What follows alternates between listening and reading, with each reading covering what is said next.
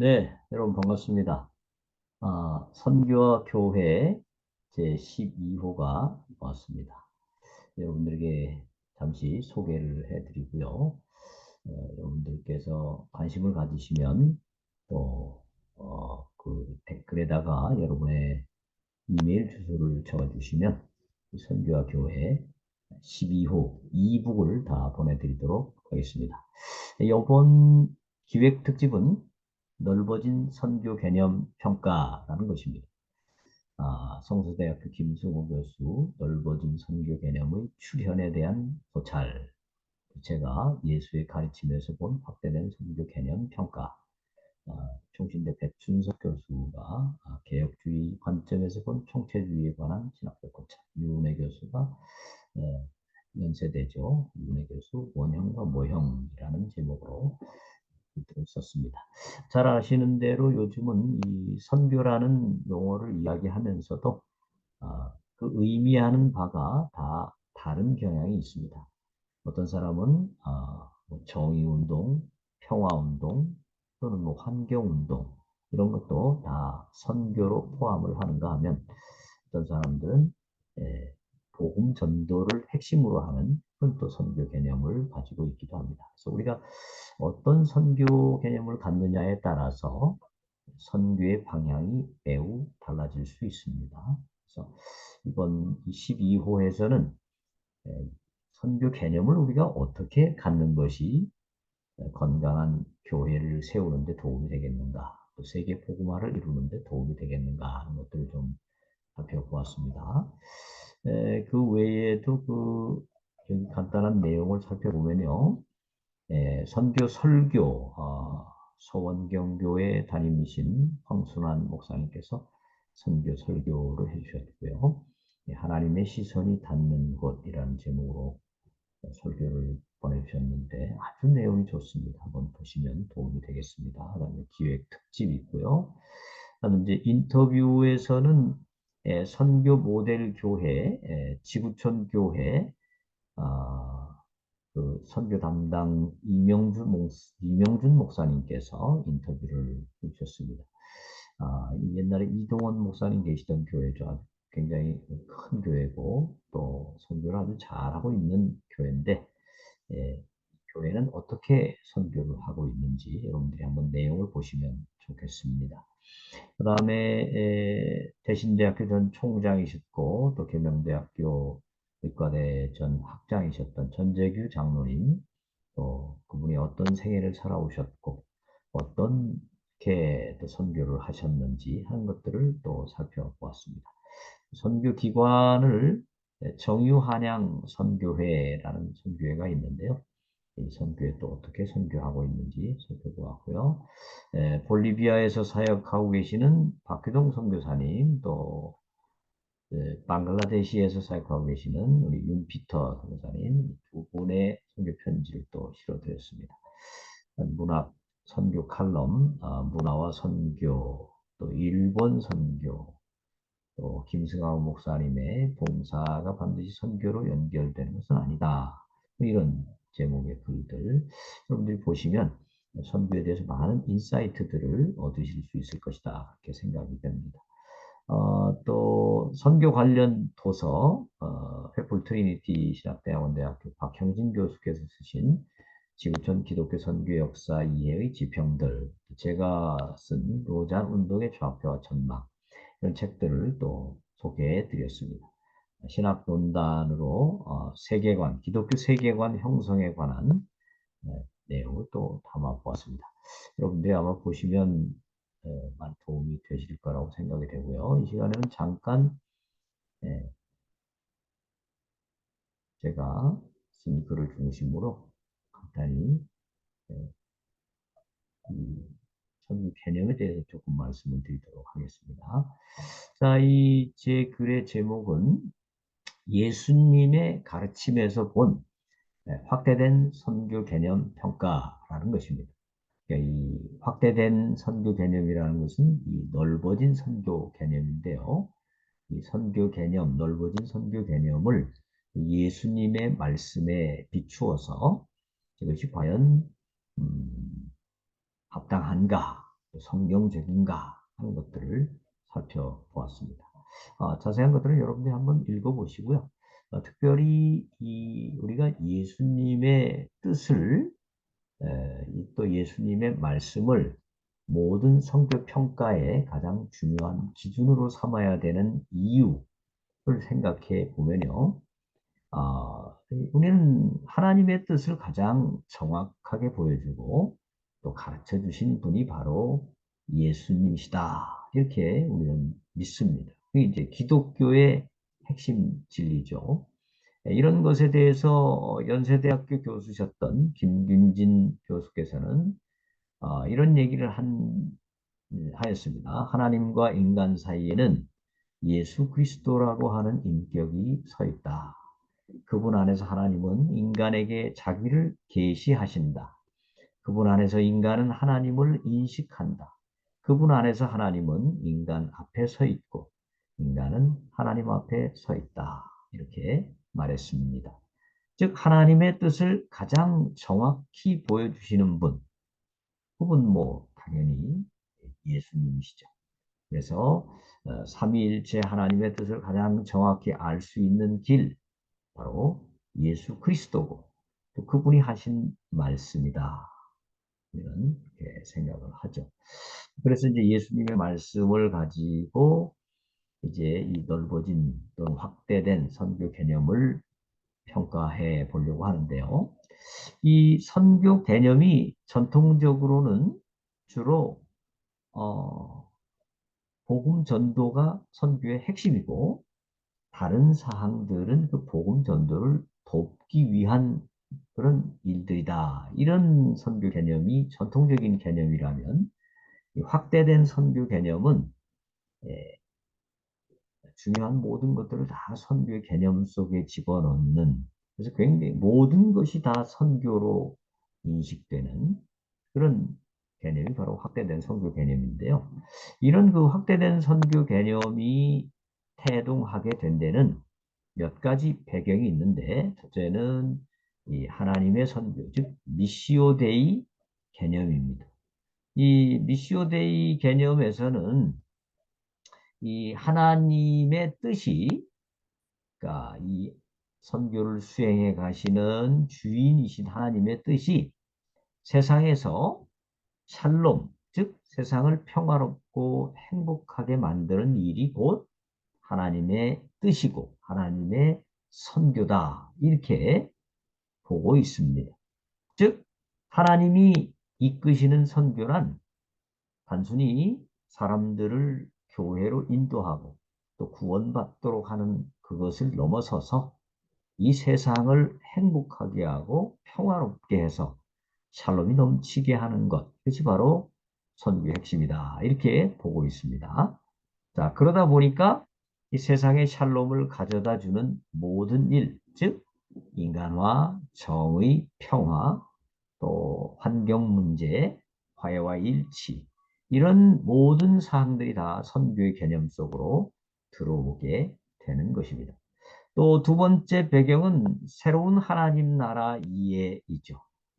이 하나님의 나라가 전통적으로는 개인들이 하나님의 통치를 받아들이고 하나님을 하나님으로 모셔드리고 순종할 때에 하나님의 나라가 임하고 또 하나님의 전격적인 개입으로 이제 예수님의 재림과 함께 하나님의 나라가 완성된다. 이런 견해를 가졌다면 이 새로운 하나님의 나라 이해는 이 땅 위에 이루어지는 하나님 나라 이해가 굉장히 강합니다. 여기 보시면 협의회가 주장하는 새로운 하나님 나라 이해는 하나님과의 개인적인 관계 개선보다는 구조적인 악의 제거가 하나님 나라의 핵심 사항인 것으로 보고 있습니다.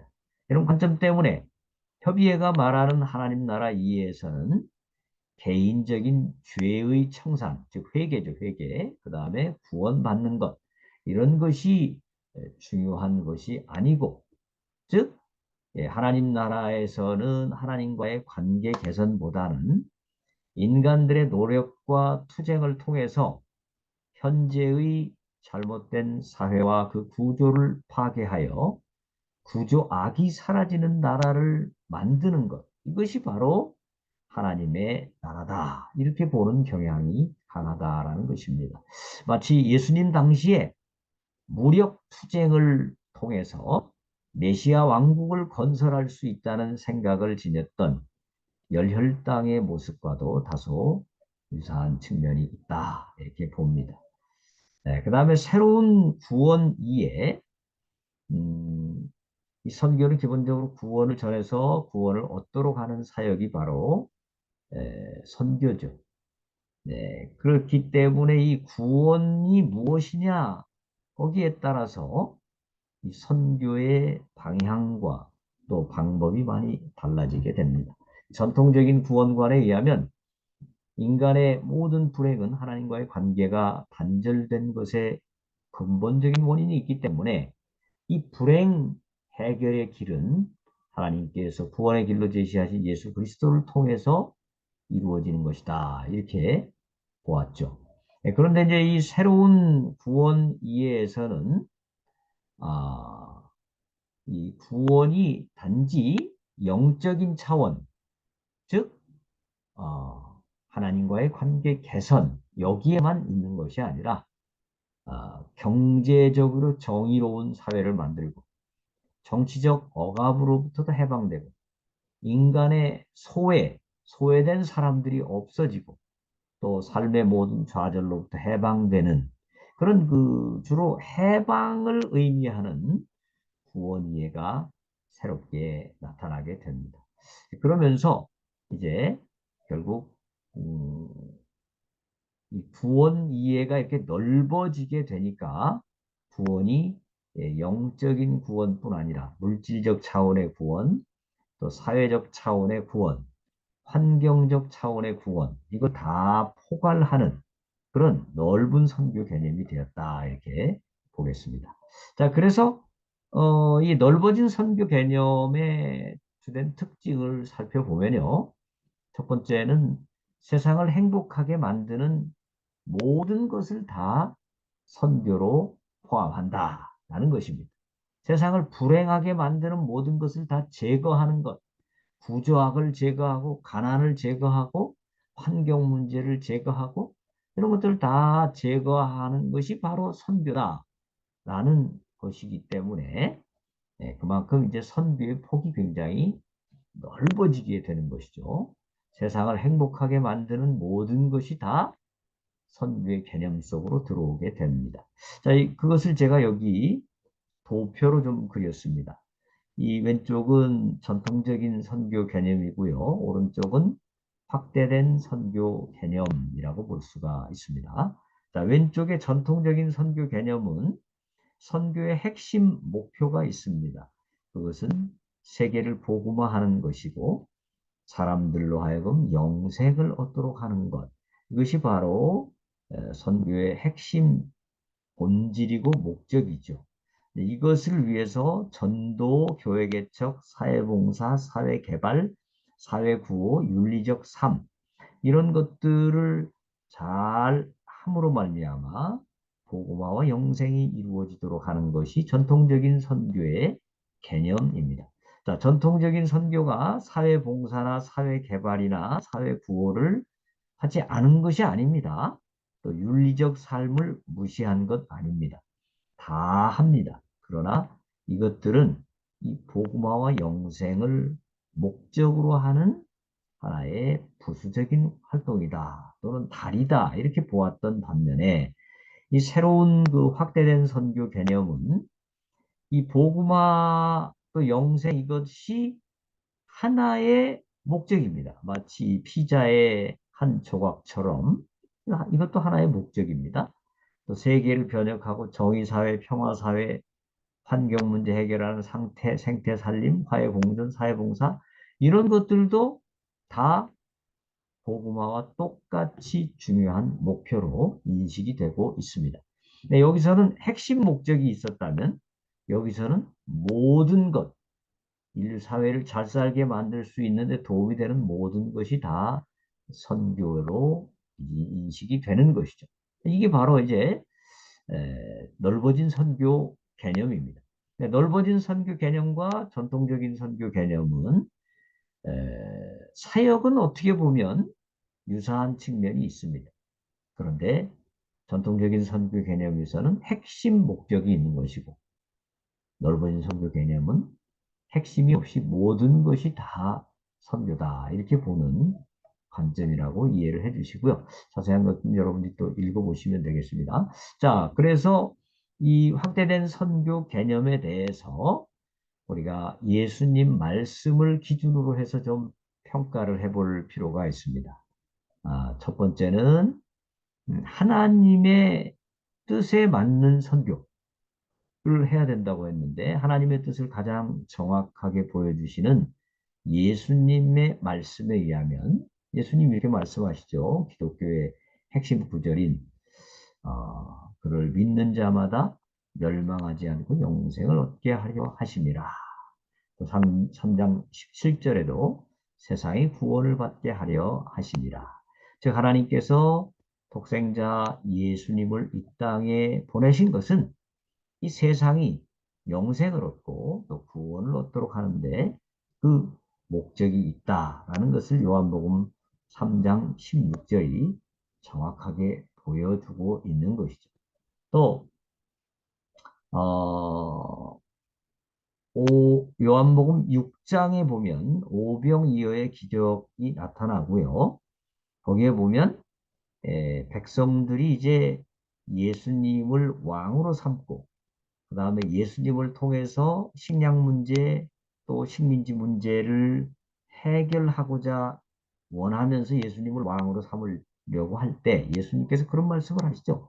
39절 40절에 나를 보내신 이의 뜻은 내게 주신 자 중에 내가 하나도 잃어버리지 아니하고 마지막 날에 다시 살리는 이것이니라.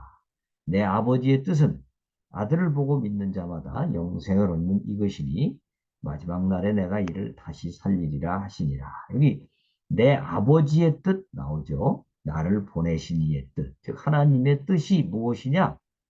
예수님, 아들이신 예수님을 믿고 영생을 얻도록 하는 것이 바로 아버지의 뜻이다. 이렇게 말씀하고 있습니다. 그러니까 하나님의 선교 개념에서는 이 세상을 평화롭게 만들고 정의로운 세상을 만드는 것이 하나님 아버지의 뜻이다. 이렇게 설명을 합니다. 그런데 그것도 물론 하나님의 뜻이겠지만 예수님께서 말씀하신 가장 확실한 아버지의 뜻은 바로 예수님을 믿고 하나님과의 관계가 회복되어 이제 영생을 얻도록 하는 것이 바로 하나님의 뜻이다라는 것이죠. 그것이 될 때 이 사회에 정의로운 사회 또 평화로운 사회도 이루어질 것입니다. 두 번째 생각해 볼 것은 예수님의 천국 비유의 핵심에서 벗어난 하나님 나라 이해. 자, 이 천국이라고 하는 것, 또 하나님의 나라라고 하는 것은 기본적으로 하나님의 은혜 통치가 임하는 영역이다. 그렇게 말씀드릴 수 있죠. 하나님의 통치가 하나님 나라의 핵심입니다. 아무리 잘 살고, 아무리 평화롭고, 아무리 뭐 정의로운 사회가 된다 할지라도 거기에 사는 사람들이 하나님을 무시하고 하나님을 거역하고 하나님의 통치를 받아들이지 않는다면 그것을 하나님 나라가 이루어졌다고 보기는 어려울 것입니다. 반면에 조금 어렵고 힘들어도 하나님을 인정하고 하나님의 통치를 받아들이려고 하는 사람들 속에 하나님의 나라는 진정한 하나님의 나라는 이루어지는 것이죠. 네. 그 다음에 이 사회 속에서 일어나는 변화들, 뭐 정의, 평화, 생명 살림 이런 변화들은 하나님의 나라가 이루어질 때 나타나는 하나의 현상들이죠. 또 상황에 따라서 다르게 나타나는 부수적인 것들입니다. 예수님께서 이 땅에 오셨는데 예수님이 오셔서 이 사회를 당장에 개혁하시거나 또 심판하시지 않으셨습니다. 만약에 하나님 나라 본질이 WCC가 말하는 것처럼 정의와 평화가 넘치는 사회, 그것이 바로 하나님 나라의 본질이었다면 예수님은 빌라도를 향해서 투쟁하고 가난한 자들의 경제 문제를 해결해주고 혁명을 통해서 빌라도의 감옥에 갇힌 이들을 다 풀어주셨어야 할 것입니다. 그런데 예수님은 그렇게 하시지 않으셨죠. 오히려 예수님께서는 빌라도에게 빌라도가 예수님을 향해서 네가 왕이 아니냐 이렇게 질문했을 때 예수님은 네 말과 같이 내가 왕이다 그렇게 대답하셨지만 내 나라는 이 세상에 속한 것이 아니다 이렇게 말씀하심으로써 예수님의 왕 되심 이것이 이 세상의 권좌를 만들고 이 세상의 어떤 정치 체계를 만들고 이 세상 사람들이 다 인간답게 살도록 다 복지국가를 이루는 것 그것이 본질이 아니었다라는 것을 분명히 하셨습니다. 즉 하나님의 나라에 대한 예수님의 가르침 속에는 구체적인 어떤 정치, 사회, 경제 프로그램이 보이지 않습니다.